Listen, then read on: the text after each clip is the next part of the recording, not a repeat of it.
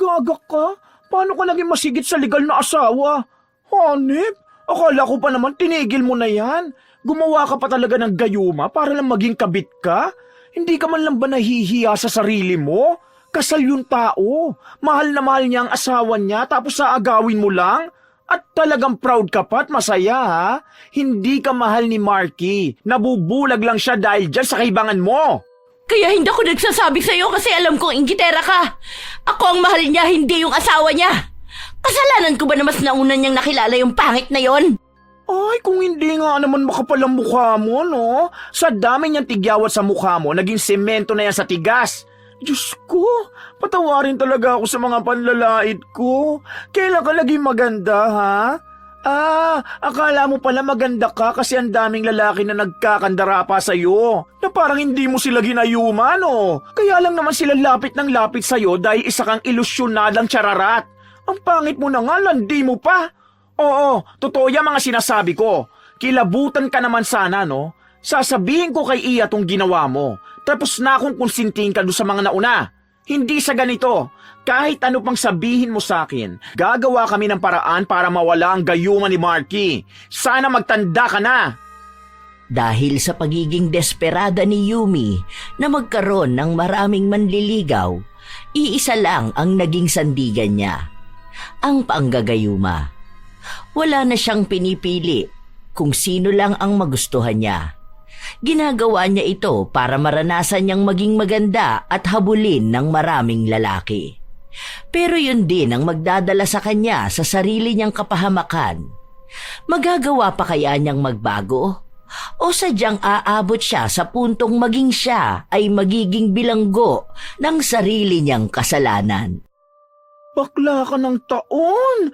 Te, kung ako sa'yo, tinitigilan ko na yung panggagayuma sa mga lalaki. Mas maganda yung makakakuha ka ng tunay na love and care. Hindi yung gayuma-gayuma na ganyan. Ay, ako ang kinikilabutan sa ginagawa mong babaitak ka. Bakit ka ba nakikialam? Kung gusto mo, gumaya ka na lang sa akin. Uy, never akong gagaya sa'yo, no? May kusang nagkakagusto sa akin. Tignan mo nga, sa dami ng ginagayuma mo, wala namang handang magpakasal sa'yo. Dapat ang gawin mo, improve mo ang self mo. If hindi mo like ang color mo, try mo ang gluta. Then skincare para dyan sa face mo. Pwede namang matuyo yung malalaki mong tigidig sa face. Then ligo ka lang lagi para di ka magmukhang maasim. Tapos diet ka para pumayat ka, di ba? Kaya mo namang maging maganda kung yun talaga ang problema mo. Tapos pariban ka. Then yung ngipin mo, pabunot mo ang mga bulok. Talagang ide-describe mo pa ako para lang sabihin mong pangit ako? Hindi ko sinabi na pangit ka, ha? Ang sabi ko lang, ayusin mo yung sarili mo. Kung stress ka dahil gurang ka na pero di ka pa nag-aasawa, baka kasi ikaw ang mali. Ay oo, tama, ikaw nga ang mali. Kapit ka masyado sa gayuma eh. Sa mata ka lang nila maganda. Tapos kapag natanggal na ang gayuma nila, galit na sila sa'yo. Iisipin nilang paano sila nakipaghalikan sa ganyan ng ngipin. Magkaibigan ba tayong dalawa? Para kasing tunog kaaway ka eh. No, hindi ganito ang tunog ng kaaway. Concern lang ako sa'yo. Dahil paano kung may mas malaki pang kapalit yung ginagawa mo? Ako natatakot sa ginagawa mo, no? Nung nakaraan, muntikan ka na mapatay nung ginayuma mo dahil sobrang seloso naman pala nun. Wawa naman siya, nakulong pa. Walang kaalam-alam sa katarantaduhan mo. Eh bakit kasi baliw na baliw siya sa akin? Ayoko na nga sa kanya eh. Hindi ko na siya bet. Ay, kung gumanyan, nakala mo kahulman ni Julia Barreto. Kung hindi mo naman kasi yung ginayuma, hindi naman sana siya mababaliw sa'yo ng ganong ka-OA. Ako yung naawa sa tao. Nakulong siya tapos nawalan ng work. Siya pa naman ang breadwinner sa kanila. Hirap magkaroon ng pogi sa lugar natin, oh. Kapag natipuhan ng tsaka mong face, gagayumahin mo. Then kapag sawa ka na, iiwan mo basta. Sinisira mo ang buhay nila. Oo na, ang daldal mo. Uuwi na nga ako. Kita na lang tayo bukas. Bye! Hindi na nakinig ang dalaga sa pinagsasabi ng kanyang kaibigan. Alam ni Yumi sa kanyang sarili na hindi siya kagandahan. Bata pa lang siya ay naging tampulan na siya ng tukso dahil sa kulay ng kanyang balat. Nung nagdalaga siya, lumala pa ang mga panlalait ng mga tao dahil sa tigyawat niyang hindi nawawala. Sumabay pa noong nasira ang kanyang ngipin at tumaba siya ng sobra. Hindi naman magiging problema ang kanyang pisikal na itsura para mahalin ng totoo. Pero dahil mas higit pa siyang naghahangad na gustuhin ng maraming lalaki, kumapit na siya sa gayuma. Noong una, hindi naman niya akalain na magiging epektibo yon noong gayumahin niya ang dati niyang kaklase na matagal na rin niyang gusto. Pero halos 1 linggo lang ang tinatagal ng pagkagusto niya dahil mabilis siyang magsawa. Nakikipaghiwalay siya sa mga nagagayuman niya na baliw namang naghahabol sa kanya. Ang iba, nakakaalis sa gayuma sa tulong ng kanilang pamilya at kapalit naman nun ay ang labis na galit na kanilang nararamdaman. Ang iba naman ay baliw na baliw pa rin sa kanya. Kapag nagpapang-abot ang mga lalaki, nagkakagulo sila. Kaya gandang-ganda na siya sa kanyang sarili dahil pinag-aagawan siya.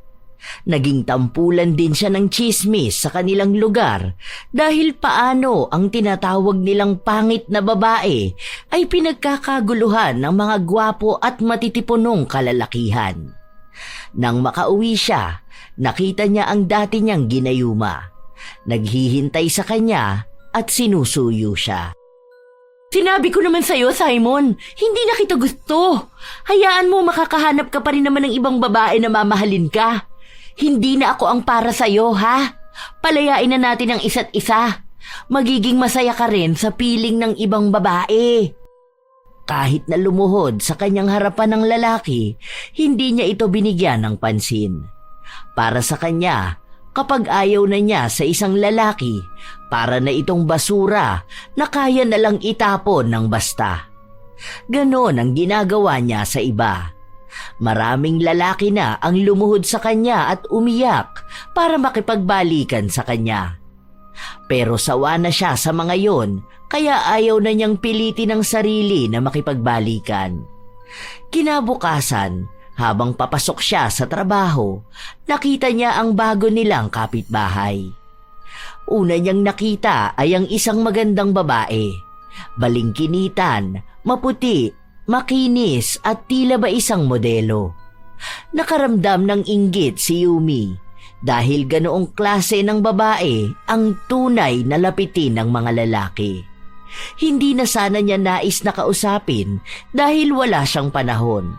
Pero napukaw ang kanyang atensyon matapos niyang makita ang isang lalaki na bumaba ng sasakyan at dala ang ibang gamit. Gwapo ito, matangkad, maganda ang katawan. Alam niyang sa unang tingin pa lang ay gusto na niya ito. Yun din ang naging dahilan upang kaibiganin niya ang kanilang bagong kapitbahay. Isang araw na wala siyang pasok, sinubukan niyang dalhan yon ng niluto niyang pagkain. Ay, maraming salamat po, Manang. Oy, grabe ka naman kumakamanang sa akin. Wala pa nga akong asawa. Bata pa ako, huy. Kahit Yumi na lang. 35 pa lang ako eh. Ikaw, ilang taong ka na ba? Ay, sorry po. 25 ako, saka yung asawa ko rin. Tara, pasok ka, Yumi. Ako nga pala si Iya. Tapos yung asawa ko, si Marky. Ano, okay naman kayo rito? Bago lang ba kayo mag-asawa? Nung nakita kita, kala ko artista ka eh. Kakakasal lang namin last month. Tapos dito na namin naisipan lumipat kasi mas malapit tong bahay sa work ng mister ko. Ah, kaya pala. Pwede tayo maging friends ha. Huwag ka mahiya na lapitan ako kapag kailangan mo ng kasama. Diyan yung bahay namin oh. Ayan lang, ayun oh, kita mo yung may gulong sa bubong? Ayan ang bahay namin. 2 kami ng nanay kong nakatira dyan. Yung mga kapatid ko kasi may mga asawa na. Ikaw ba ayaw mo pa mag-asawa? Wala pa akong balak sa ganyan. Gusto ko pa ma-enjoy ang buhay dalaga. Iniisip ko kasi na kapag ako nagkaroon ng asawa, baka hindi ko rin magawa yung mga dati kong ginagawa. Alam mo yun? Like, makakagala basta-basta. Alam mo, yung mga naging ex ko kasi, grabe ang hihigpit sa akin. Kaya nakikipaghiwalay ako. Ayoko kasi ng ganun. Tapos, kapag naging asawa ko na sila, ano na? Alam mo yun? Pasensya ka na, ang gulo ko yata magkwento. Oo, gets ko naman ang sinasabi mo. Alam ko yung takot na ganyan. Kasi kahit naman ako, natakot ako na magkaroon kaagad ng asawa eh. Lalo na sinasabi ng iba na parang ang bilis daw namin magpakasal. Wala pa kasi kaming 1 taon ni Marky. Bale, nagkakilala kami noon sa dati kong work. Nagmodeling kasi ako tapos siya naman photographer. Nakakatakot talaga sa unang pagdedesisyon pero ngayon masaya naman. Saka handa na rin naman kaming magkaroon ng pamilya. Kung magkakaroon man kami agad ng anak, ayos lang din naman kasi kasal na rin kami. Saka yung sayo, valid din naman yun.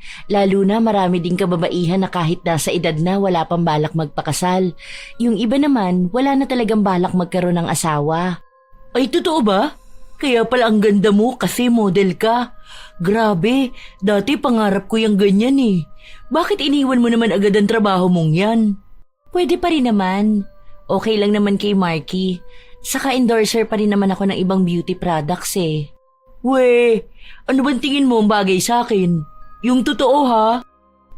Mas maganda kung magpapayat ka muna. Kahit di naman sobrang payat.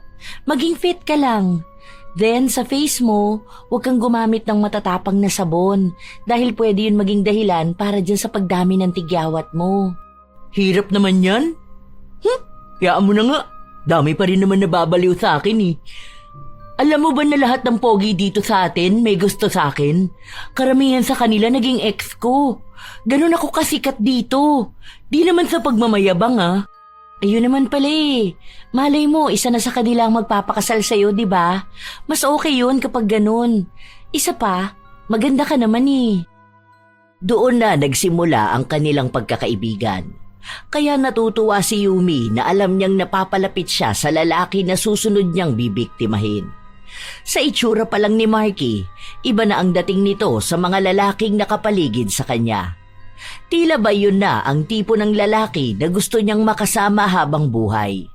Wala siyang pakialam kung kasal na ito sa ibang babae. Gagawin niya ang lahat para makuha ang lalaki. Pero kahit na nakikipaglapit na siya kay Iya, hindi niya pa rin makuha ang atensyon ng lalaki. Tahimik lang kasi ito at hindi masyadong kumikibo. Isang araw, wala ang mag-asawa, kaya hindi makadiskarte si Yumi. Sakto naman na nung pabalik na siya sa kanilang bahay, nasa lubong siya ng kanyang kaibigan. Oh, ano na naman yung bit-bit mo, gaga ka? May bago kang target? Sana. Kaso, wala pala sila dyan ngayon. Ewan ko kung nasaan. Sino? Uy, huwag mo sabihin yung bago nating kapitbahay. Yung pogi na may asawang model? Yung Iya ba yun? Te, paawat naman kahit ngayon lang. Marami pang lalaki. Huwag mo agawan yung bagong kasal. Bakit mo ba ako pinapakialaman ha? Ako ba pinakikialaman ko ang pagiging bakla mo? Kahit pakialaman mo ang pagiging bakla ko, wala ka malalait sa akin. Kahit mukha ko. Hindi nakakahiya ang pagiging bakla ko. Ang nakakahiya ang pagiging mga agaw mo. Huwag na yun. Hayaan mo maging masaya yung dalawa. Sayang naman at pareho silang may magandang lahi, no? Naubos na nga mga lalaki dito sa atin eh. Eh ano magagawa mo? Eh siya nga ang bet ko. Bakit kasi sila lumipat dito? Alam mo, hindi ko na alam kung ano mangyayari sa'yo kapag nakakita ka ng makakatapat mo. Sana nga meron na, para matigil ka na dyan sa panggagayuma mo. Hindi ka ba nagsasawa, ha? Ikaw, hindi ka ba nagsasawa na pakialaman ng buhay ko? Inggit ka lang sa ganda ko. Ay, te, wala kang ganda. Kahit panloob na kagandahan, hindi uubra sa'yo. Bata pa yung lalaking yun, 25 pa lang yata eh. Sabi ko na nga ba, unang kita ko pa lang sa lalaki, ako na ang kinabahan para sa pagsasama nila. Wala pang taon nagpapakasal ang dalawa tapos may tao na agad susubok ng pagmamahala nila. Ay naku, akin na yan, paawat ka na. Ano ba? Para ka naman tanga. Sinayang mo yung pagkain na ginawa ko. Nung una pinayagan kita dahil sabi mo gusto mo lang naman magkaroon ng lalaking mamahalin at tatanggapin ka. Pero ngayon sobra ka na. Tingnan mo nga, ilang lalaki na bang pabalik-balik sa'yo para magmakaawa na balikan mo sila. Lahat sila nasa ilalim ng panggagayuma mo. Kawawa sila. Hindi ka ba masaya para sa akin na nararamdaman ko ring magkaroon ng taong nagkakagusto, ha? Na nagiging maganda ako sa paningin nila? Hindi yan pagiging maganda. Pagiging ilusyonada yan. This time kakalabanin na kita kapag nanira ka ng pagsasama ng 2 taong nagmamahalan. Galit na galit si Yumi. Akala niya yun na ang magtatapos sa kanyang mga plano. Pero hindi nagtagal ay bumalik ang kanilang pagkakaibigan ni RR. Pero hindi pa rin ito sang-ayon sa kanya. Para hindi masira ang kanyang plano, nagpanggap na lang siya na sang-ayon na siya sa pagbabagong nais ng kanyang kaibigan. Natatakot siya na baka magsabi ito kay Iya at hindi na siya payagang makapasok sa kanilang bahay. O yan, libre ko na yung reban sa'yo ha. Hindi ba ako mukhang itlog dito? Itlog na bugok ba? Tingnan mo, sasabihin mo na mahalin ko ang sarili ko, tapos ikaw tong nanlalait sa akin. Eme lang syempre, pero mas naging maganda ka naman. Basta wag mo nalang uulitin yung panggagayuma sa mga lalaki ha. Alam mo, mas maganda pa rin pag natural na nagkagusto sa'yo. Yung totoo. Kasi yun, magbibigay sila ng effort na bukal sa kanilang puso at atay. Kaya hayaan mong mahalin ka nila sa paraang nakikita nilang lahat na maganda sa'yo, ha? Opo, madam. Sige na, lagyan mo na ako ng kilay. Ang pagpapaganda na ginagawa ni Yumi ay paraan niya para mas maging maayos siya sa paningin ni Marky. Hindi niya kayang ipaliwanag kung bakit babaliw na baliw siya sa asawa ng iba. O dahil iniisip niya na kaya niya ring maging mas higit kay Iya. Unang kita niya palang kasi rito, inggit na siya sa kagandahang taglay ng babae. Ilang araw pa ang lumipas, mas lalo siyang napapalapit kay Marky, pero hindi sa paraan na gusto niya, kundi bilang pakikisama na lang. Noong wala siyang pasok, doon siya sa bahay ni Iya nakatambay. Wait lang ha, magvi-video lang ako para dito sa pinopromote kong sabon. Ano yan? Binibigay lang nila sa'yo ng libre? Oo, monthly may natatanggap akong products mula sa kanila. Tapos lahat yun ginagawan ko ng video.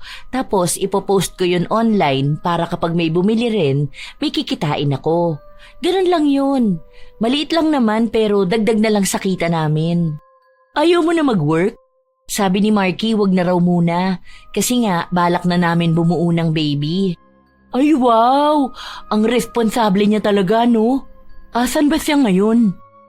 Nasa work siya. Akala ko ba day off niya? Dapat, kaso lang may big client sila eh. May bigay na extra bayad doon kaya kinuha na niya.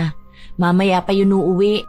Yung binibigay kong ulam, tinitikman ba niya? Hindi masyado eh. Yung mga ulam kasi nabigay mo ayaw niya.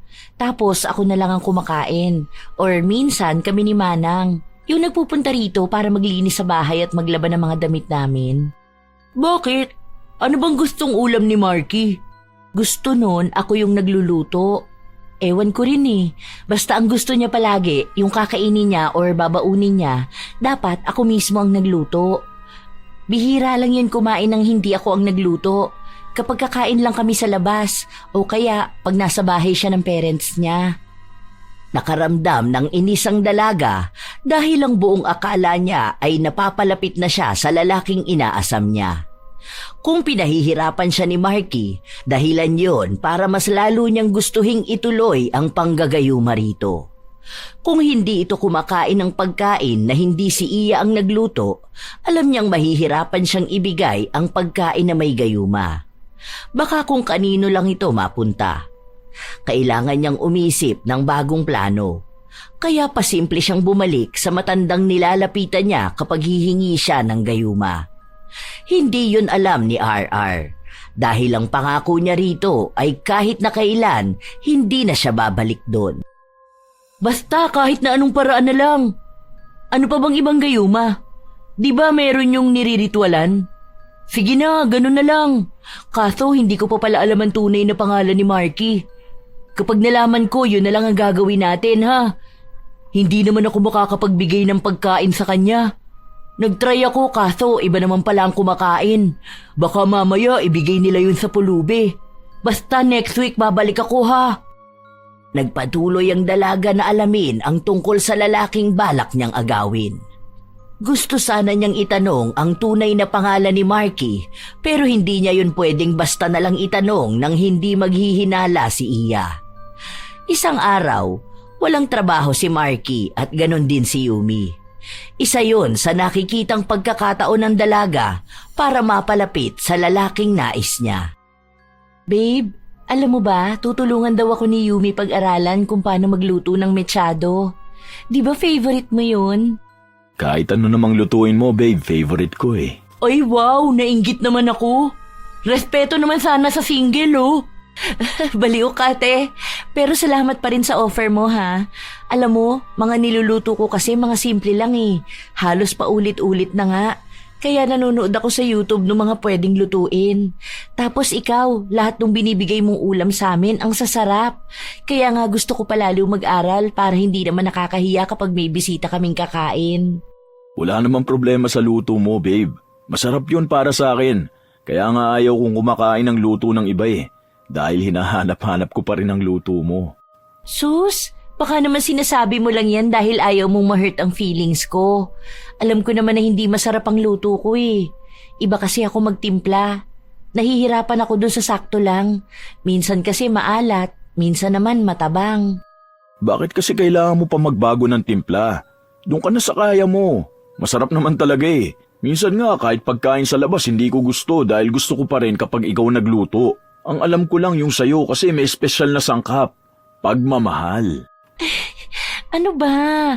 Para ka namang ano dyan, babe. Ang cute niyong tingnan. Bagay na bagay talaga kayong dalawa. Halatang mahal na mahal niyo ang isa't isa. Sana ganyan din ang maranasan ko. Makakakilala ka rin ng lalaking para sa'yo. Ang dami kayang nagkakagusto sa'yo. Nakita ko pa nga nung nakaraan na parang may nagtatalong dalawang lalaki dahil pinag-aagawan ka. Oo nga, naalala ko nung nakaraan paalis na ako. May nakita ako nagsusuntukan sa tapat ng bahay nyo. Ano yun, mga manliligaw mo ba? Hindi ko alam kung sino yun. Minsan kasi, bigla na lang din may mag-aaway sa tapat ng bahay namin. Eh baka ex ko at yung isa manliligaw ko. Bakit ganun? Parang may kakaiba sa kanila. Anong kakaiba? Wala, para kasing pati yung mga taong umaawat sa kanila nagagalit sa'yo. Yung isa dun kasama ang nanay niya tapos sinasabi sa anak niyang tigilan ka na dahil hindi naman daw pagmamahal yung nararamdaman nun para sa'yo. Tapos yung isa ring babae na umaawat dun sa isa pa, narinig ko na para daw pinaglalaroan mo lang kung sino-sinong lalaki. Ano ba kayo? Nagpapapaniwala kayo sa mga ganong sabi-sabi ng mga kapitbahay. Alam niyo ang mga tao sa paligid natin, kung ano-ano na lang ang sasabihin niya tungkol sa'yo. Sa akin. Katulad niyan, nakikita nila na marami ang nagkakagusto sa akin. Anong gagawin nila? Malamang sisiraan nila ako. Dati pa naman yan ganyan sila sa akin. Iniisip kasi nila na wala namang magkakagusto sa akin dahil nga pangit daw ako. Ay ano naman magagawa ko kung minahal ako ng anak nila? Hindi ko naman hawak ang damdamin nila, di ba? Porket ba ganito ang tingin nila sa akin, wala na rin ba akong karapatan na mahalin? Napiliin? Kaya hindi ako nag-aasawa dahil alam kong hindi ako tatanggapin ng biyenan ko eh. Alam ko naman eh, kilala ko naman sila. Pero isa lang ang masasabi ko, lahat ng mga tao dito, masama ang tingin nila sa akin. Ewan ko na lang kung ano pang masasama na nasabi nila sa inyo. Kasi malamang meron silang paninira sa akin dahil nakikita nila na nagiging kaibigan ko na kayo. Pero alam ko naman na matatalino kayo eh, kaya hindi kayo basta naniniwala sa kanila. Pero kung ano man ang opinyon nyo, kayo pa rin naman ang makakaalam nun. Kung masama na rin ang tingin nyo sa akin, wala na akong magagawa dun. Wala naman kaming pinaniniwalaan. Ang alam ko lang yung doon sa tindahan, may nagsabi sa akin na wag daw ako makikipagkaibigan sa'yo dahil bruha ka. Malandi ka raw at mga agaw. Kita mo na? Ewan ko ba kung bakit sila nagagalit sa akin na para bang kasalanan ko na gustuhin ako? Eh sino naman ang aagawin ko? Alangan naman si Marky. Ang kapal naman ng mukha ko, di ba? Ikaw na ang asawa niyan. Ano naman ang laban ko sa'yo? Ang ganda mo, sobra. Saka, kasal kayo at magkaibigan tayo. Hindi ko gawain yung mga binibintang nila sa akin. Nakuha ng dalaga ang simpatsya ni Iya dahil likas na mabait at maawain ito. Pero si Marky, tila ba may kakaibang ugaling pinapakita sa kanya. nagdududa ito sa intensyon niyang pasukin ang buhay nila. Hindi nga siya nagkakamali dahil madalas na pinagbabawalan na nito si Iya na makipag-usap sa kanya. Hindi man direktang sinasabi ni Iya, pero may mga palusot siya na ang pasaring ay tungkol sa pag-iwas sa kanya. Pero nahuli na ng dalaga ang ugali ni Iya, kaya kaya niya itong daanin sa pagpapaawa. Halos 3 araw wala sina Iya, kaya 3 araw na ring mainit ang ulo ni Yumi. Hindi pa ba uuwi itong mga to? Nakakainis na. Kung saan-saan na naman siguro sila nagpupuntang dalawa. Masaya na naman yun si Iya. Bakit ba kasi ang hirap utuin ni Marky? Hindi siya tulad ng ibang lalaki. Napakailag niya sa akin. Pero ito ang tatandaan niya. Hindi ako titigil hanggat hindi ko siya nakukuha. Wala siyang magiging kawala sa akin. Buo na sa kalooban ng dalaga, nagagayumahin niya si Marky kahit na gaano pa ito kahirap lapitan. Alam niyang makakagawa pa rin siya ng paraan. Isang araw, habang nasa trabaho sina Yumi at RR, bigla nilang napag-usapan ang tungkol sa mag-asawa. Ewan ko lang kung totoo, pero yung kasi narinig ko balak daw ni lalaki na ibenta yung bahay na yon. O kaya, san lang tira? Ha? Bakit naman daw? Maayos naman sila dun, di ba? Pangit ba ang bahay nila? Hindi ko alam. Walang sinasabi na may problema ang bahay. Maayos naman daw yun Wala ring sira. Nung una nga, akala namin may multo, kaya parang biglaan yung desisyon na umalis. Pero wala naman daw. Parang gusto lang ata nilang kumuha na lang ng kondo. Ewan ko ba? Di ba kayo ni Iya ang friend? Bakit kaya hindi mo siya tanungin? Baka may ibang dahilan o baka mas bet ni lalaki ang buhay kapag nasa kondo sila nakatira. Mukhang naiingayan yata sa atin Wala namang sinasabi sa akin si Iya Bibihira na nga lang kami mag-usap dahil madalas nandun lang siya sa bahay nila. Tapos kapag dadalaw naman ako, sinasabi niya wag daw muna. Ewan ko, wala naman din akong ginagawang masama sa kanya Saan mo naman nabalitaan yan? Mamaya, eme-eme mo lang yan Hindi yan eme-eme lang Totoo yan sinasabi ko. Ewan ko kung bakit hindi niya sinabi sa'yo. Nagtanong kasi sa akin si Mudra kung may kakilala ako na pwedeng bumili ng bahay. O kaya magsanlang tira. May porsyento yatang ibibigay si Marky kung sino makakahanap ng buyer ng bahay. Malaki din yata ang bigayan sa kanila. Kaya yun, dami talaga naghahanap. Meaning, urgent ang bentahan. Nakapagtataka to Parang may kakaiba sa kanila at sa kinikilos ni Iya. Naging aligaga ang dalaga sa pagpapagayuma kay Marky. Kailangan na mas mauna siyang kumilos kaysa maunahan siya sa pag-alis nila. Kung mangyayari man yun, alam niyang mahihirapan na siyang maangkin ang lalaking gusto niya. Habang lumilipas ang araw, mas lalong nakakaramdam ng irita si Yumi. Kahit na ano rin kasing gawin niyang paglapit kay Iya, hindi na siya kinakaibigan nito. Iisa lang ang alam niya. May natanggap ng balita ang dalawa at maaaring yon ang pinaniniwalaan ni Marky. Kaya para makaiwas sila sa mas malaking problema, sila na lang ang aalis at lalayo sa kanya. Hanggang sa dumating ang isang araw na nabalitaan na lang ng dalaga na may nakakuha na ng bahay at naghihintay na lang sila na magbayad yon bago sila makaalis. Buwisit talaga! Hindi pwede itong ganito! Si Marky lang ang lalaking gusto ko na hindi ko makukuha! Hindi ako papayag! Kailangan mo maging baliw sa akin! Dapat ako lang ang babaeng mamahalin mo! Ako ang magdidikta kung gugustuhin pa kita o hindi. Pero hanggat gusto kita, dapat mabaliw ka sa akin. Ano ba? Bakit ba totoong pangalan na lang ni Marky hindi ko pa makita? Iba kasi ang pinangalan niya sa Facebook Mahabang oras ang ginugol ng dalaga para lang makahanap siya ng ibang impormasyon tungkol kay Marky. Hanggang sa nakita niya ang isa sa post ng kamag-anak nito. Nakita niya ang tunay na pangalan ni Marky at maging ang araw ng kapanganakan nito. Hindi na siya nag-aksaya pa ng oras. Agad niya ring pinuntahan ang matandang gumagawa ng ritual panggayuma. Kulang pa ang impormasyon na ibinigay niya pero pinilit niya ang matanda na gawa na lang yun ng paraan.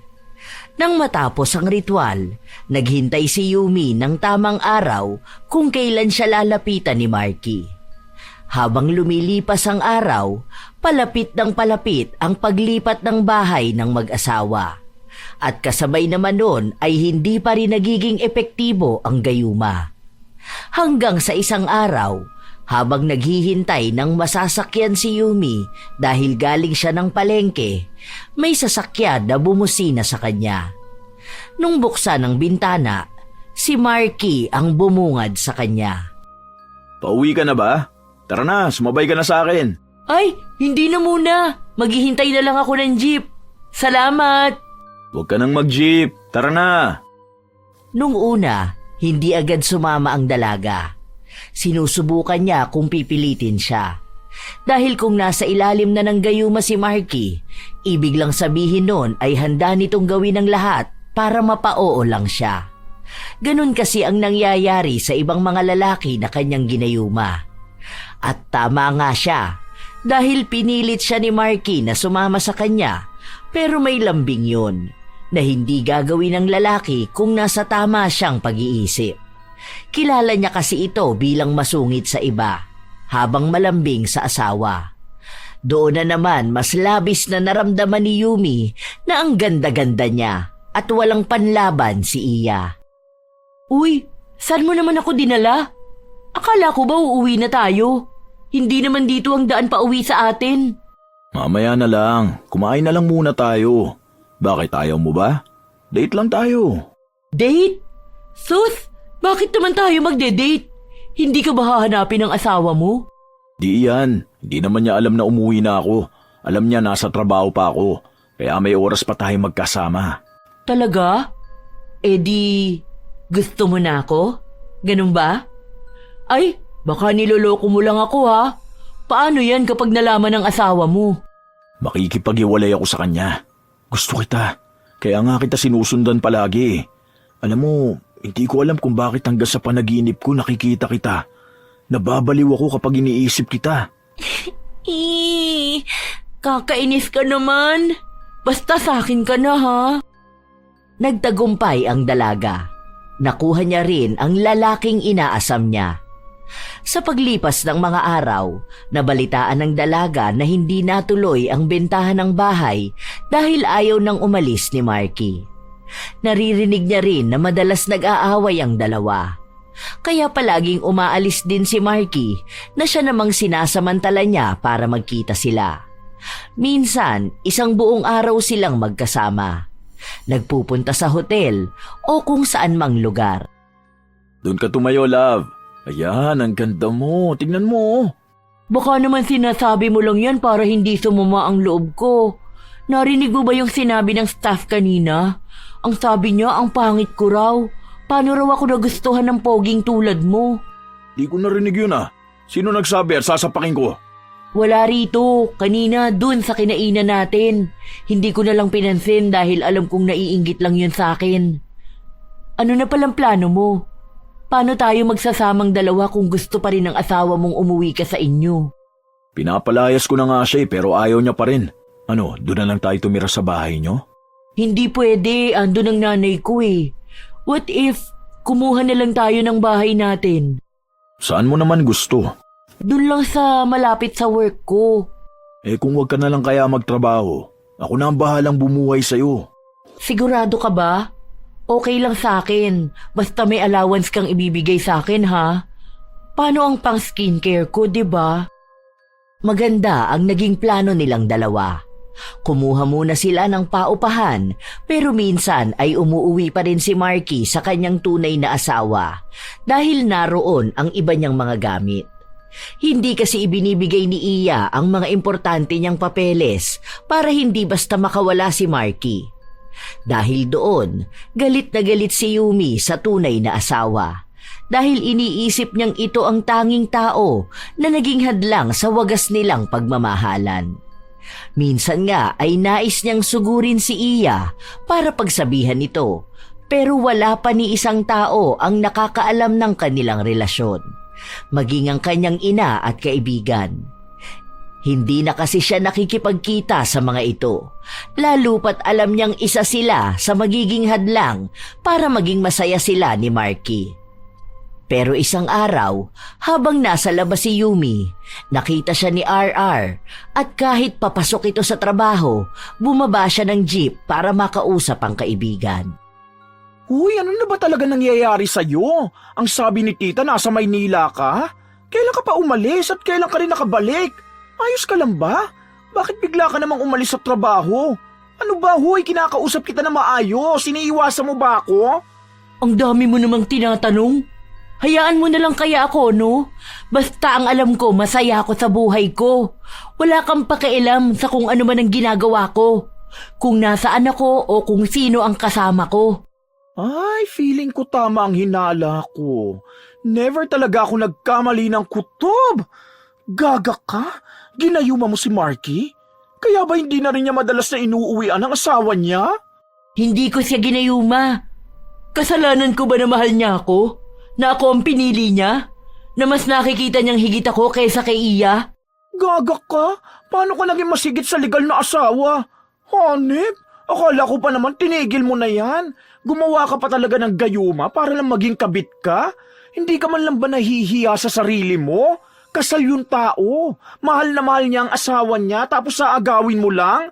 At talagang proud ka pa at masaya ha? Hindi ka mahal ni Marky. Nabubulag lang siya dahil dyan sa kaibangan mo.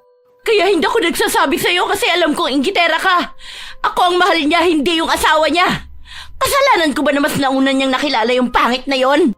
Ay, kung hindi nga naman makapal ang mukha mo, no? Sa dami niyang tigyawat sa mukha mo, naging semento na yan sa tigas. Diyos ko, patawarin talaga ako sa mga panlalait ko. Kailan ka naging maganda, ha?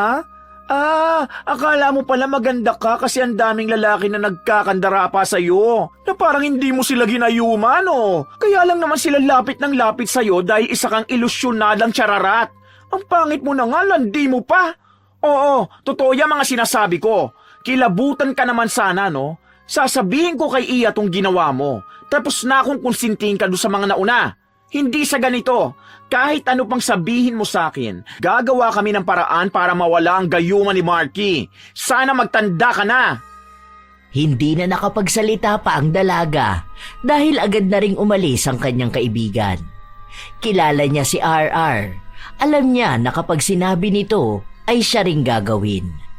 Ang isa na lang sa kanyang pasalamat ay hindi alam ng kaibigan kung saan sila nakatira. Nang umuwi na si Marky, pinagsabihan niya ito na huwag sasabihin kahit na kanino kung nasaan sila. May mga tao kasi na gustong sirain ang pagmamahala natin eh. Kaya huwag kang papayag na makarating sila dito sa atin, ha? Oo, ayoko rin naman maagaw ka na iba sa akin eh. Alam ko na ang daming lalaki nagkakagusto sa'yo.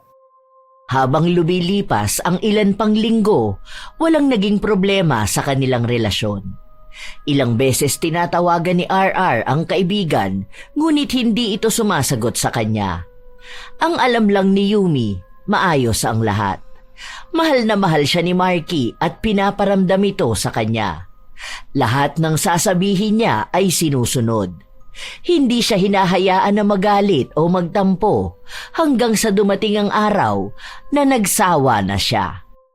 Pakiramdam niya ay nananawa siya sa pagiging mabait ni Marky. Gusto na niyang makipaghiwalay. Ganun talaga ang kanyang ugali. Hindi siya tumatagal sa isang relasyon. May panibago rin kasi siyang lalaki na gustong akitin at kunin. Nagayuman na niya yon at gusto na rin siya. Ngayon, siya naman ang nagloloko kay Marky. Kapag wala ang lalaki, kasama niya sa bahay ang bago niyang ginayuma. Ang pogi mo talaga, no? Buti ka pa, ang ganda ng katawan. Maganda rin naman ang katawan ni Marky, pero iba pa rin ang iyo. Oo, huwag ka mag-alala. Ikaw pa rin naman ang gusto ko. Hindi ko lang yun maiwan dahil baliw na baliw sa akin. Hayaan mo, nag-iisip na rin naman ako ng ibang paraan kung paano ko siya iiwan. Ibabalik ko na lang siya sa asawa niya. Ayoko na sa kanya. Ang boring niya eh. May lakas siya ng loob na sabihin yun dahil alam niya na kahit ibalik niya si Marky sa asawa nito, iisa lang ang mangyayari. Babalik-balikan pa rin siya nito. Nang manawa na siya sa bagong lalaki, iba naman ang kanyang ginayuma. Ang daming dumaan na lalaki sa kanya habang sila pa ni Marky. Hanggang sa isang araw ay nahuli siya ni Marky habang meron siyang ibang kasiping. Dahil ayoko na nga sa'yo, di ba? Hindi mo ba yun maintindihan? Ano bang dapat kong sabihin? Bumalik ka na lang sa asawa mo! Huwag mo ko iiwan. Mahal na mahal kita. Ikaw lang ang gusto kong makasama. Lahat ng sasabihin mo gagawin ko. May gusto ko bang ipambili? Sabihin mo lang. Ayoko na nga. Ayoko na. Ang kulit mo naman eh. Kahit na magmakaawa ka sa akin, ayoko na sa'yo. Doon ka na sa asawa mo. May iba pa mga lalaking nagkakagusto sa akin. Baka uuwi na ako sa bahay, kaya ngayon pa lang nakikipaghiwalay na ako sa'yo. Umiiyak sa kanyang harapan si Marky. Halatang malaki ang epekto sa kanya ng gayuma. Dahil kahit na nahuli na niya si Yumi, hindi niya pa rin magawang magalit dito. Pero wala pa ring nagawa ang kanyang pagmamakaawa. Natuluyan pa ring umuwi sa kanilang bahay si Yumi, habang si Marky naman ay sa bahay ng kanyang asawa. Pero hindi pa rin siya natigil na lapitan ng dalaga. Palagi siyang nag-aabang sa labas ng bahay hanggang sa may nakaaway siyang isa pang lalaki na baliw din kay Yumi. Yun ang bago niyang ginayuma na agad niya ring pinagsawaan. Kaya ngayon ay nagkakagulo na ang dalawang lalaki. Ayaw niya pa sanang lumabas pero naririnig niyang magkakapatayan na ang dalawa para sa kanya. Ano ba? Bakit ba ayaw niyo akong lubayan? Hindi ko na nga kayo gusto, di ba? Huwag mo naman tong gawin sa akin. Alam mo naman na mahal na kita eh. Sige na, bumalik ka na sa akin. Ayoko nagkakaaway tayo ng ganito. Hindi na nga kita babalikan dahil ayoko na sa relasyon natin. Hindi na ako masaya sa'yo. Matapos mo silang gayumahin, ganyan ka? Ewan ko dyan sa mga sinasabi mo. Basta ako, kapag sinabi kong ayoko na sa isang lalaki, ayoko na sa kanila, ha? Sana maintindihan mo yon, Iya. Saka, wag mo akong pagbintangan ng kung ano-ano. Hindi ko na kasalanan kung ako ang ginusto ng asawa mo. Kung mas pinili niya ako kaysa sa'yo. Alam mo, wala namang pipili sa'yo dahil pangit na yung mukha mo, pangit pa ang ugali mo. Siguro ganyan ka kakulang sa pagmamahal. Kung hindi ka pagagamit ng gayuma, walang pipili sa'yo. Sa ganyang paraan ka lang magiging masaya at makakaramdam na maganda. Kasi ang totoo, kahit na ang sarili mo hindi mo mahal, bakit kaya hindi mo gamitan ng gayuma ang sarili mo? Baka sakaling makita mo ring maganda ka at mahalin mo ang sarili mo. Hindi yung masyado kang hibang nagugustuhin ka ng maraming lalaki. Hoy! Para sabihin ko sa'yo, wala akong ginayuma sa kanila. Lahat sila nagkagusto ng kusa sa akin. Yang asawa mo, alam ko na may nakita siya sa akin na hindi niya makita sa'yo. Baka mas magaling ako sa kama. O, bakit nagagaliiti ka na sa galit? Nagsasabi lang ako ng totoo. Dahil noong magkasama kami, gigil na gigil siya sa akin. Sa ako ang nanawa sa kanya. Kaso hindi niya matanggap. Buti nga binalik ko pa yan sa'yo. Walang iya ka talaga. Ang kapal ng mukha mo. Napakakapal. Hirap lang talaga kami magpaalis ng gayuma sa kanya eh. Hindi man ako makakaganti sa'yo. Tandaan mong may kabayaran tong mga ginagawa mo. Binabaliw mo ang mga lalaki. Nangaagaw ka ng asawa ng iba. Tingnan natin kung hindi mo yan pagsisihan pagdating ng araw.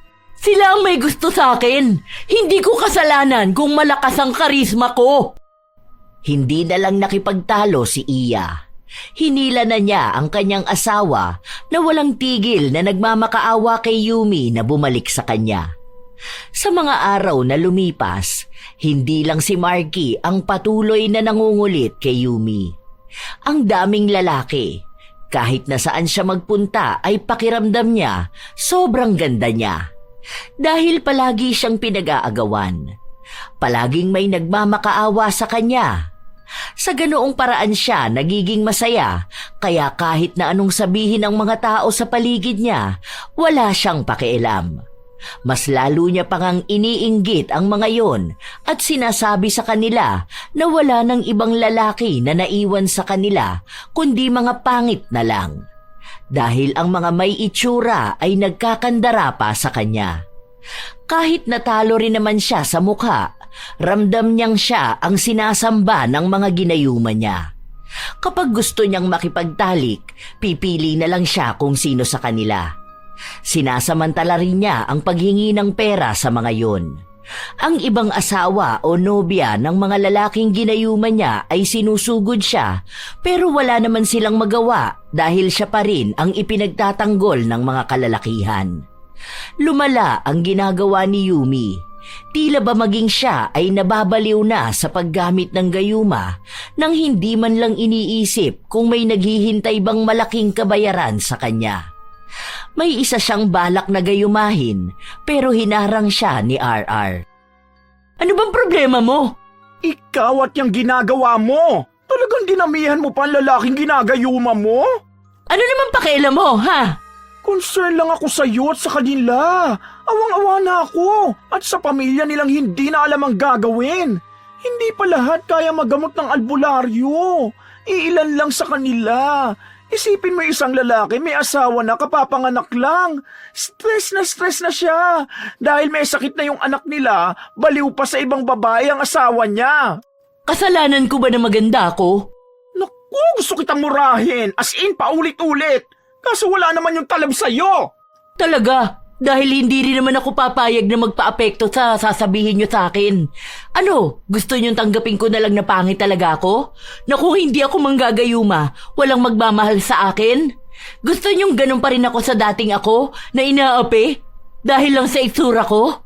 Wala namang nagsabi sa'yo na hindi ka kayang mahalin ng iba. Kung sana mas inuna mo na lang mahalin ang sarili mo kaysa kumapit sa gayuma para gustuhin ng iba.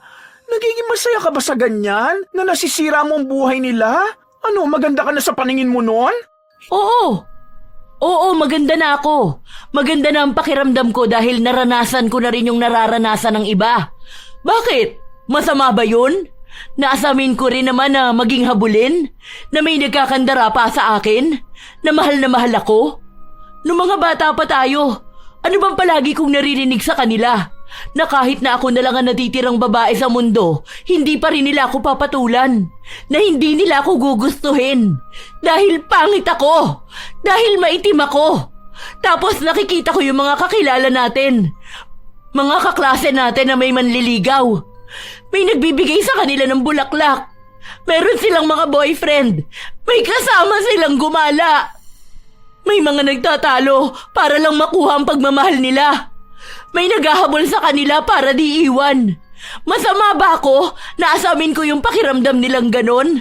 Na gusto ko rin malaman kung anong nararamdaman nila kapag maraming nagkakandara pa sa kanila?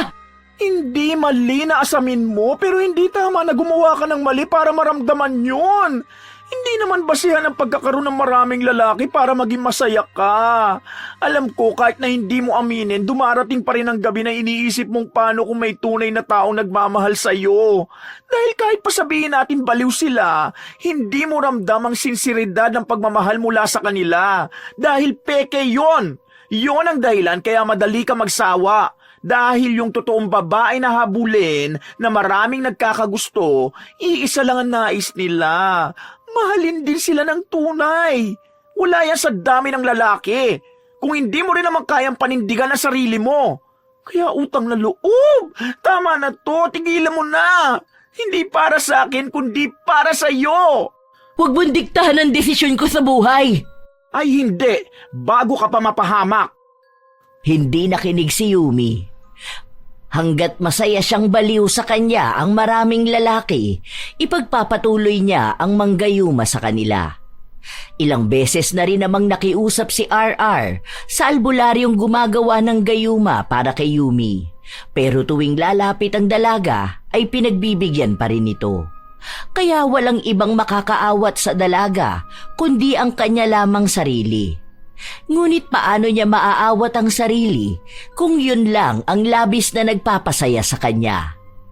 Sa paglipas ng mga araw, patuloy pa rin na nangungulit si Marky. Palagi siyang nag-aabang sa loob ng bahay ni Yumi. Di ba Nay, ang sabi ko huwag niyong papapasukin dito yung lalaki na yan? Ang kulit lang yan eh. Hindi yan makaintindi na ayaw ko na nga sa kanya. Sige na, please. Bumalik na tayo sa dati. Alam mo ba, palagi kita iniisip. Ikaw lang ang napapanaginipan ko. May plano na ako para sa atin. Titira tayo sa ibang bansa para walang ibang lalaki ang aagaw sa'yo.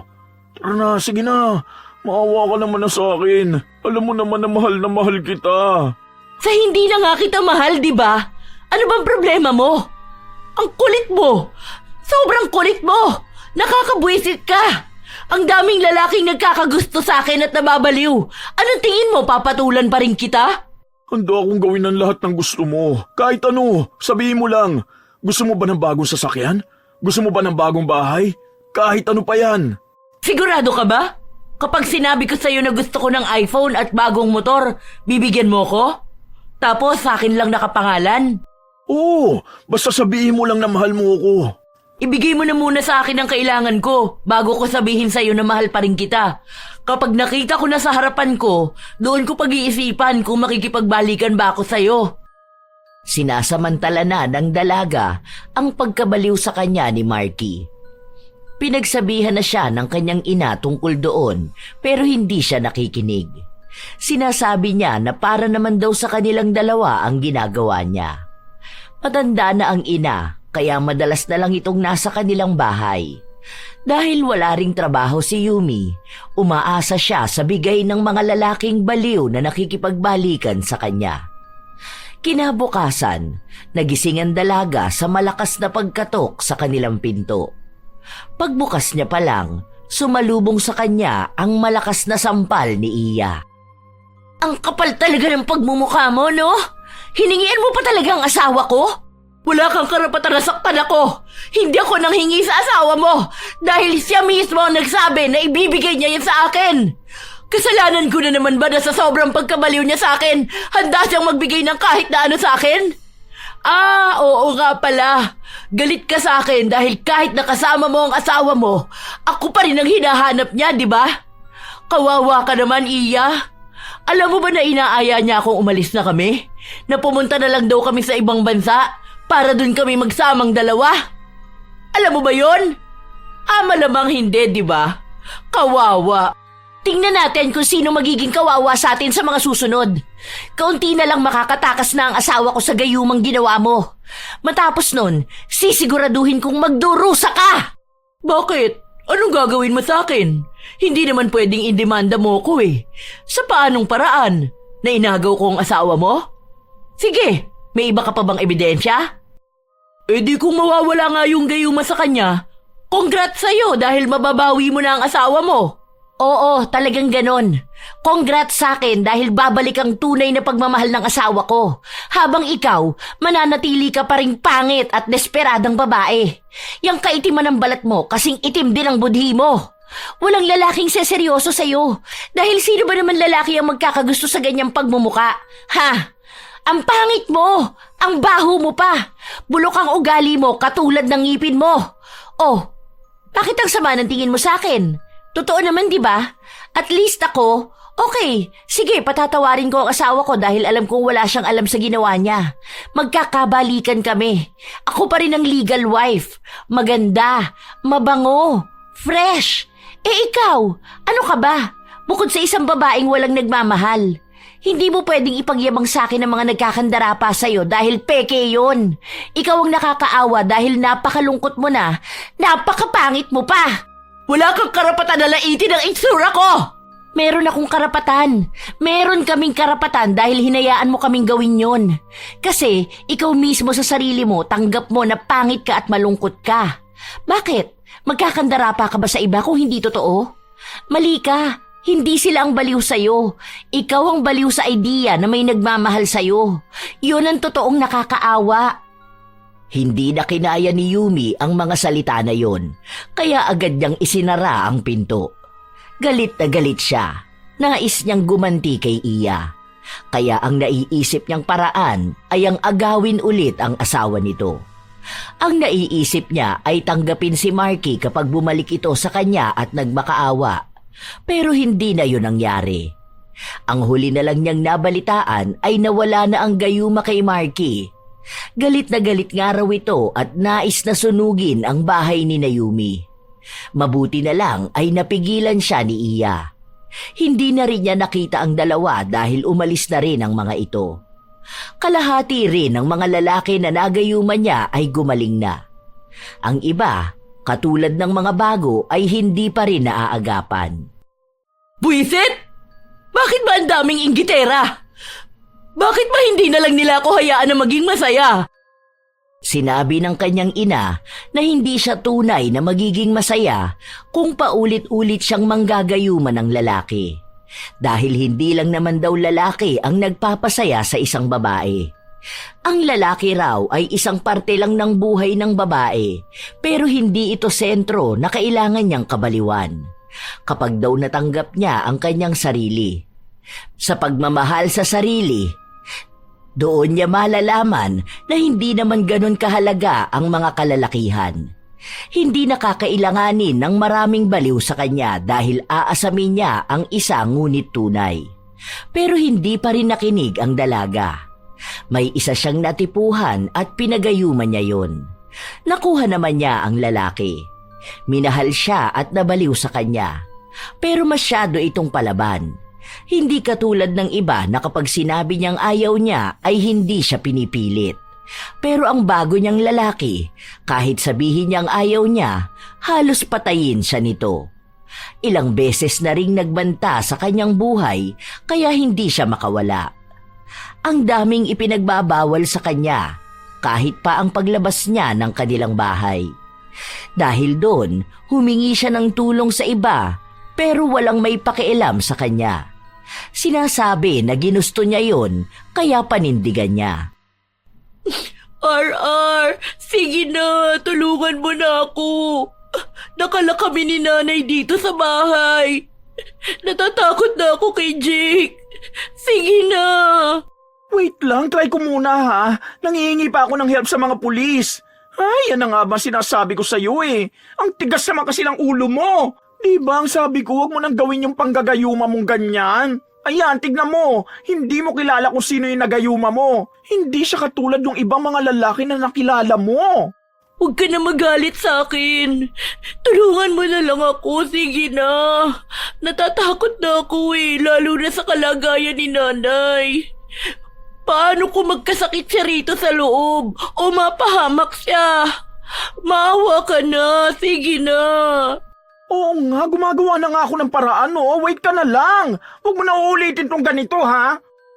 Walang ibang magawa si Yumi. Dahil agad din namang dumating ang lalaking baliw na baliw sa kanya.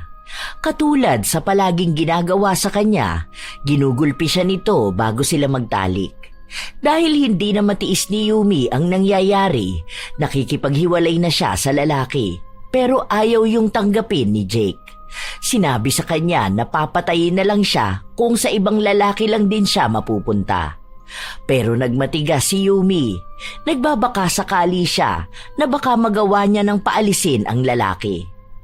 Sa galit ni Jake, binugbog siya nito at saka sinunog ang kanilang bahay. Nanghihina ang dalaga, hindi siya makatayo.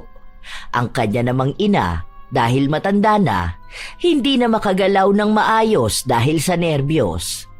Ilang beses silang humingi ng tulong pero hindi ganong kadaling naapula ang sunog. Mabilis yung kumalat sa loob ng bahay. Hindi na alam ng dalaga ang mga sumunod na nangyari. Ang natatandaan na lang niya ay nasa ospital siya. Naku, mabuti na lang nagising ka na. Nasaan na si nanay? Ano tong nasa mukha ko? Wala na si tita eh. Nahulugan siya ng kahoy na may apoy. Hindi na siya nailigtas. Tapos ikaw nakuha ka naman nila kaso nasunog na ang kalahati ng mukha mo. Hindi yan totoo. Nasaan na si nanay? Alam ko nagbibiro ka lang. Hindi magandang biro yan, RR. Hindi ako nagbibiro. Totoo ang sinasabi ko. Tapos hanggang ngayon hindi pa rin nakikita kung nasan ba si Jake. Siya ang may kagagawan niyan sa inyo, di ba? Nagtalo kami. Dahil nakikipaghiwalay na ako sa kanya. Hindi ko na kasi talaga kaya eh. Binubugbog niya ako palagi. Tapos kinukulong niya kami sa bahay. Kakain lang kami kapag nakauwi na siya. Ayoko ng ganong lalaki. Pero baliw na baliw siya sa akin. Paano naman kasing hindi siya mababaliw sa'yo kung nasa ilalim siya ng gayuma? Alam mo, ayaw kitang sisihin ngayon dahil nagluluksa ka pa rin sa pagkamatay ng nanay mo eh. Pero kasi Yumi, ilang beses naman na kitang pinagsabihan tungkol sa ganyan, di ba? Ikaw naman kasi ang pilit ng pilit na gayumahin sila. Basta natipuhan mo, sige ka lang. Sinabi ko na sa'yo na may malaking kapalit yung ginagawa mo. Ewan ko rin ba? Ang gulo ng mga nangyayari. Nawalan ka na ng nanay, nawalan ka pa ng bahay. Dagdag pa yung sunog sa mukha mo. Mas lalo kang nawalan ng ganda, wala na nga. Hindi na napigilan ng dalaga ang maiyak. Ayaw niyang sisihin ang kanyang sarili. Pero sino ba ang dapat? Sa kanya nagsimula ang lahat. Kahit na ilang tao na ang nagbanta sa kanya at nagsabi na wag na niyang gawin, pinili niya pa ring manggayuma. Ngayon na wala na ang kanyang ina, hindi na niya alam kung anong gagawin niya sa kanyang buhay. Hindi na rin aayos ang kanyang mukha. Mas lalo siyang nawalan ng pag-asa na may lalaki pang pipili at magmamahal sa kanya. Kahit na anong pagsisisi niya, wala na siyang magagawa. Hindi niya na maibabalik ang anumang nawala sa kanya. Pero kahit na gano'n ang nangyari, may mga lalaki pa ring nagayuman niya ang lumalapit sa kanya pero takot na siya. Dahil kung hindi pa rin nawawala ang gayuma sa iba, marahil ay hindi pa rin tapos sa kanya si Jake. Lalo na ngayong alam na noon na hindi siya namatay sa sunog at ang dami pa ring lalaki na nakaabang sa kanya. Doon na nagsimulang matakot siya sa lahat. Pakiramdam niya, lahat ng lalapit sa kanya, handa siyang saktan. Nung mailibing na ang kanyang ina, nagtanong sa kanya ang mga kapatid kung saan niya nais na manirahan. May isa na tumulong sa kanya na humanap ng bagong uupahan na bahay dahil hindi na mapapakinabangan ang sunog nilang bahay. Nakakita naman sila ng titirhan niya. Ang perang nakuha niyang tulong sa sunog at pagkamatay ng ina, ginamit niya para makapagsimula ng bagong negosyo. Sarili na lang niya ang kanyang bubuhayin, kaya gumagawa siya ng paraan kung paano siya magkakaroon ng pagkakakitaan. Madalas din, kapag tumitingin siya sa kanyang sarili, nakikita niya ang isa sa malalagim na nangyari sa kanyang buhay. Ang pangit ko na lalo. Hindi ko nakilala kung sino ang babae na nasa harapan ko kapag nakatingin ako sa salamin. Tanggapin mo na lang siguro. Huwag naman sana umabot sa punto na para maramdaman mong maganda ka, gagamit ka na naman ng gayuma. Sana naman matuto ka na, di ba? Tingin mo ba? May magmamahal pa rin sa akin? Ang una mong gawin, mahalin mo ang sarili mo. Hindi mo na kailangan panghilingin sa ibang pagmamahal na yun. Kasi kahit namang ganyan ka, kung makakakilala ka ng lalaking alam ang kabutihan mo, mamahalin ka niya. Kung hindi man, siguro naman hindi ka mamamatay kung wala kang asawa, di ba? Ang pangit ko. Tao naman ako. Gusto ko lang naman magmahal eh. Bakit ako ang pinaparusahan ng langit? Ganun na ba ako kasama? Feeling ko hindi mo pa rin gets kung ano nangyayari sa'yo. Kung may parusa man ang langit, siguro dapat alamin mo kung bakit. Ano bang ginawa mo sa kapwa mo? Ilang pamilya at relasyon bang sinira mo? Ilang lalaki bang inalisan mo ng karapatan na piliin ang totoong mahal nila? Alam mo, hindi ko na kayang pangaralan ka eh. Dahil kung ikaw mismo hindi mo alam kung anong ginagawa mo. Kung tingin mo wala kang mali, baka ikaw na talagang mali. Gusto ko lang ng pagmamahal. Ay, ewan ko sa'yo. Basta pinagsabihan na kita ha. Total buhay mo naman yan. Ikaw na ang bahala dyan. Ayoko nang ulitin ang mga sinabi ko sa'yo. Ikaw lang ang makakapagpatahimik sa buhay mo. Pero mukhang ayaw mo naman ng katahimikan. Ilang araw pa ang nakalipas, hindi na sila nag-uusap ng kanyang kaibigan dahil paulit-ulit lang din si Yumi sa kanyang sinasabi na hindi niya kasalanan kung bakit siya naghahanap ng pagmamahal sa iba. Dahil ayaw na ni RR na makasakit ng damdamin ng kaibigan, hindi na lang niya ito binibigyan ng tugon. Hanggang sa isang araw, bumalik na naman si Yumi sa albularyo. Bigyan mo pa ulit ako ng gayuma. Bakit ayaw mo na? Hindi pwede. Di ba ito ang trabaho mo? Bakit hindi mo ibigay sa akin ang gusto ko? Bakit kailangan mong pakialaman ang buhay ko? Sa gusto ko ng taong magmamahal sa akin ng sobre. Sinabi ng albularyo na sobra na siya sa kanyang mga ginagawa. Dahil sa susunod na taong gagayumahin niya, magiging malala lang ang tingin sa kanya ng mga ito. Baka isa na sa kanila ang tuluyang makapatay sa kanya. Pero nagpupumilit ang dalaga hanggang sa ninakaw niya ang isang gayuma. Dahil doon, may panibagong lalaki siyang nauto. Naging mabait sa kanya ang lalaki hanggang sa nagsama sila sa iisang bubong. Ang akala niya, maayos na ang lahat, pero nakita siya ng kanyang kaibigan. Ano na naman to? Baliw ka na ba talaga? Pwede ba? Kung wala ka magandang gagawin dito sa bahay, umalis ka na lang. Hindi mo ba nakikita na masaya na ako? Na maayos na ang buhay ko? May asawa yan, may 2 pang anak. Ano ba, baliw ka na nga talaga. Hindi mo na alam ang ginagawa mo. Hindi ka man lang natuto sa ginawa sa'yo ni Jake. Tapos hanggang ngayon wala pa rin si Jake, hindi pa rin alam kung nasan siya. Tapos sa halip na magbagong buhay ka, ang ginawa mo nanguha ka pa rin ng ibang lalaki? Hindi mo ba talaga kaya maging masaya na ikaw lang? Na walang ibang lalaki? Hindi mo rin ba kaya maging masaya para sa akin, ha? Sige, isang beses ko na lang to sasabihin. Last na to! Last na rin may pakialam ako sa'yo. Kaya sa susunod na may mangyari sa'yo, wag na wag kang hihingi ng tulong sa akin, ha? Dahil hindi na ako tutulong sa baliw na babae. Ikaw ang dahilan kung bakit namatay ang nanay mo. Kung bakit nasunog ang bahay nyo at yung pangit mong mukha. Dahil dyan sa kagagahan mong ganyan. Na akala mo masaya kapag may lalaki kang inuuto dahil sa gayuma. Sige, kung may gagawin yan o kung sino man baliw sa'yo, deserve mo na yon kasi tanga ka. Naiinggit ka lang sa akin kaya yan ang sinasabi mo. Gusto mo kasing maging malungkot ang buhay ko katulad mo eh.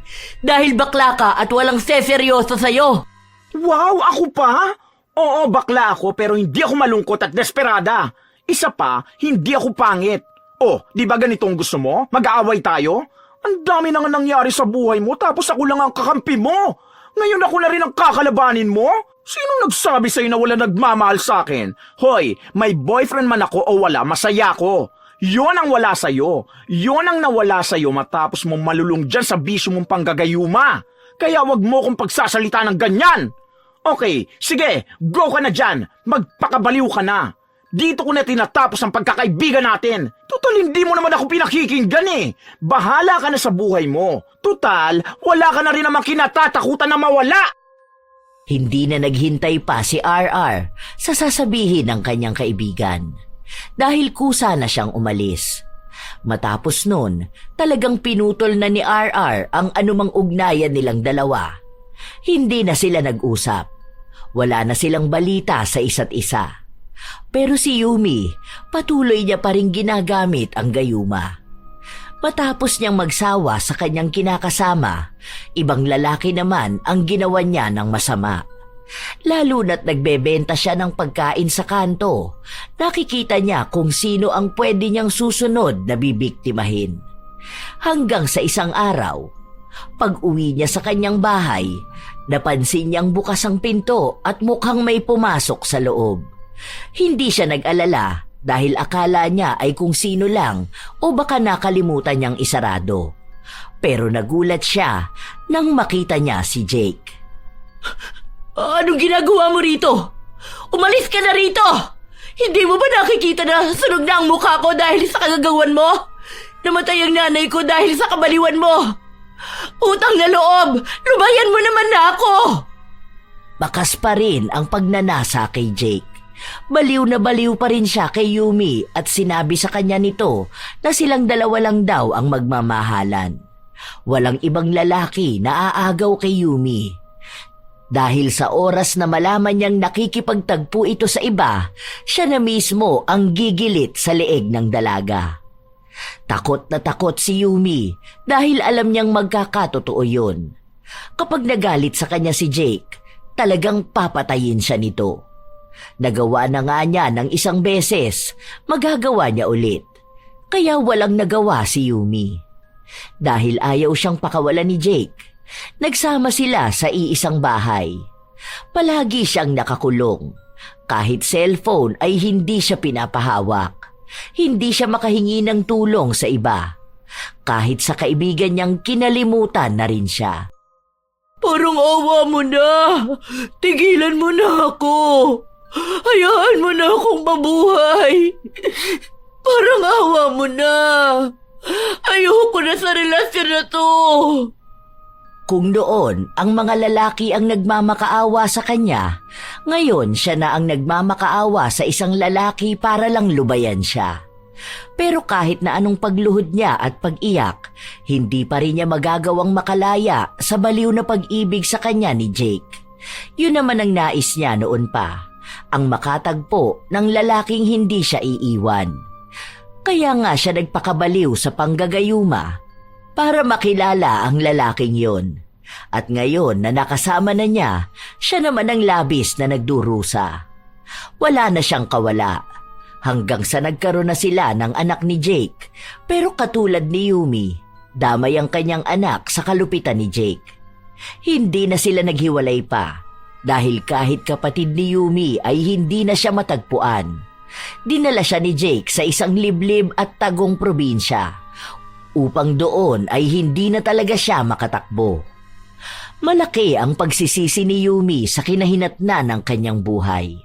Huli na niyang napagtanto na tama nga sila, na lahat ng ginawa niyang mali ay babalik sa kanya.